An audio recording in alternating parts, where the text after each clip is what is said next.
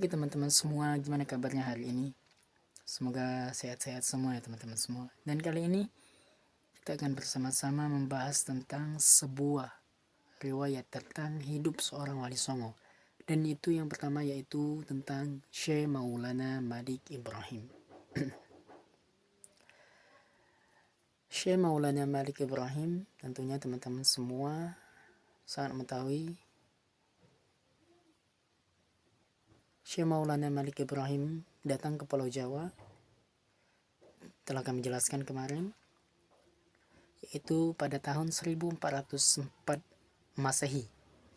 Sebenarnya jauh sebelum Sunan Maulana Malik Ibrahim ini datang, sudah ada masyarakat Islam walaupun jumlahnya sedikit. Hal ini dapat dibuktikan dengan adanya batu nisan seorang wanita bernama Fatimah binti Maimun dan bin Habatullah yang wafat pada tahun 475 Hijriah atau tahun 1082 Masehi. Syekh Maulana Malik Ibrahim yang wafat pada tahun 1419 Masehi adalah seorang ahli tata negara yang ulung maksudnya. Inskripsi yang terdapat pada batu nisan beliau menunjukkan hal itu. Huruf-huruf pada batu nisan itu adalah huruf Arab.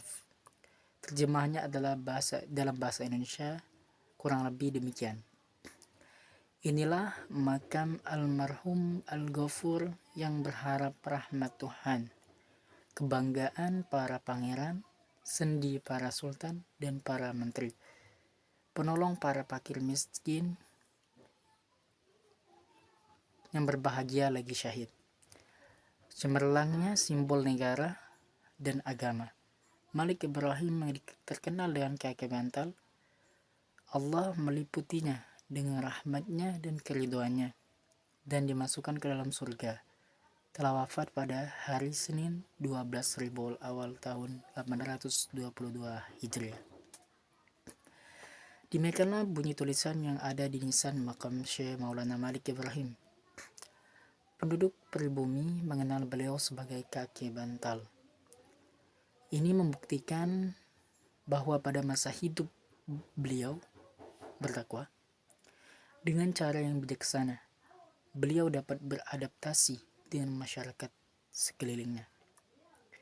Agama dan adat istiadat lama tidak langsung ditentangnya dengan frontal dan penuh kekerasan, melainkan beliau perkenalkan kemuliaan dan ketinggian akhlak yang diajarkan oleh agama Islam. Beliau langsung memberi contoh sendiri dalam bermasyarakat. Tutur bahasanya sopan, lemah lembut, santun dan pada fakir miskin, hormat pada yang lebih tua dan menyayangi kaum muda. Dengan cara itu, ternyata sedikit demi sedikit banyak juga rakyat Jawa yang mulai tertarik pada agama Islam dan pada akhirnya mereka menjadi pemeluk agama Islam yang teguh.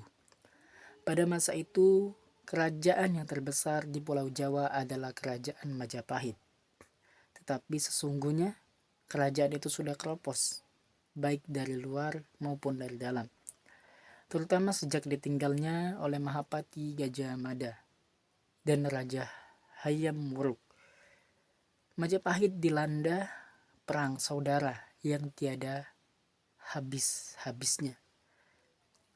Rakyat jelata menjadi korban, sementara kerajaan-kerajaan lain yang dahulu ditundukkan oleh Mahapati Gajah Mada ini sudah banyak yang memisahkan diri. Kesetiaan para pembesar dan para adipati mulai menipis. Banyak upeti kerajaan yang tidak sampai ke tangan raja, melainkan bertumpuk di kediaman para pembesar dan para adipati. Kejahatan melanda di mana-mana. Banyak perampok dan pencuri. Bahkan banyak pula satuan-satuan prajurit melepaskan diri dan beralih menjadi gerombolan perampok, menggarong harta para penduduk atau rakyat jelata. Seringkali Syekh Maulana Malik Ibrahim atau kakek bantal dan murid-muridnya ketanggor gerombolan perampok ketika mereka sedang berdakwah keliling desa-desa. Pada suatu hari, ada gerombolan perampok menyerang rumah penduduk. Kebetulan salah seorang murid kakek bantal mengetahuinya. Murid tersebut segera membantu penduduk desa untuk melawan perampok. Para penduduk desa bertempur melawan anak buah si pemimpin perampok, sedangkan murid si kakek bantal menghadapi pemimpin perampok itu sendiri. Keduanya bertempur dengan seru dan hebat. Keduanya sama-sama mengeluarkan ilmu kesaktiannya, hingga pada suatu ketika sang murid berhasil menyerangkan tendangan telak ke dada pemimpin perampok. Pemimpin perampok itu terjungkal ke tanah dengan napas kembang kempis. Wajah perampok itu tampak merah padam, bertanda marah. Agaknya baru kali ini dia menemui lawan yang sebanding. Dia berusaha bangkit berdiri, namun tenaganya sudah lemah. Mulutnya mengeluarkan darah segar. "Hayo, perintahkan anak buahmu menyingkir dari desa ini," bentak murid kakek bantal, sembari melangkah mendekati pemimpin rampok yang jatuh terkapar di tanah. Pemimpin rampok itu hanya terdiam seribu bahasa. Sepasang matanya penuh kemarahan menatap ke arah murid si kakek bantal. "Perintahkan anak buahmu meninggalkan desa ini," hardik murid si kakek bantal, sembari berjongkok. Sepasang tangannya terkapal dan siap dihantamkan ke dada pemimpin perampok. Pemimpin rampok itu masih berdiam diri. "Kalau kau tidak mematuhi perintahku, kuhantamkan kau dengan pukulan mautku," ancam murid si kakek bantal ini.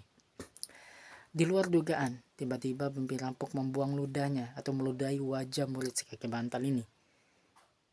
Seketika kulit wajah murid si kakek bantal ini menjadi merah padam, bertanda marah. Sepasang tangannya terkepal makin erat. Sekali dia melayangkan tangannya, tentu dada pemimpin rampok itu menjadi ambrol. Melihat kemarahan murid si kakek bantal, seketika wajah pemimpin rampok menjadi pucat basi. Hatinya mulai keder. "Kali ini tamatlah riwayatku," gumam si pemimpin rampok. Tapi sungguh aneh. Tiba-tiba murid si kakek bantal mengurungkan serangannya. Dia bangkit berdiri tanpa menggelar sikap siaga. Wajahnya yang tadi merah padam dilanda api kemarahan sekarang pulih kembali seperti sedia kala. Perlahan dia membersihkan ludah di wajahnya. Mengapa kau tak jadi menerangku?" tanya pemimpin rampok. "Karena tadi kau telah membuatku marah," jawab murid kakek bantal. "Aku tidak boleh membunuh orang dalam keadaan marah. Itu termasuk perbuatan dosa." "Kenapa berdosa? Bukankah aku ini orang jahat yang memang pantas untuk dibunuh?" ujar pemimpin rampok itu.